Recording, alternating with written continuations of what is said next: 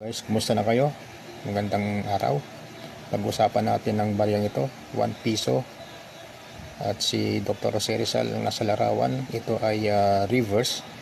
At ito naman ang obverse, Republika ng Pilipinas. At ang coat of arms, 1974. So kumakalat na naman, no? Na maraming issue na naman na ito ay nabibili ng libo-libo. At marami na naman ng mga kapwa natin na nalilito. So sa totoo lang, ito ay nabili ko ng 50 pesos, hindi pa kasama ang SF. Saan nabibili? Sa Lazada. Ayan, para maniwala kayo na ako ay nagsasabi ng totoo. Ayan, mura lang ito, ha? Hindi naman to silver para umabot ng libo-libo. Ano po, ano lang ito, nickel brass. So kung gusto nyo magkaroon ng ganito, punta kayo ng Lazada. Ano po. So yun lang, maraming salamat.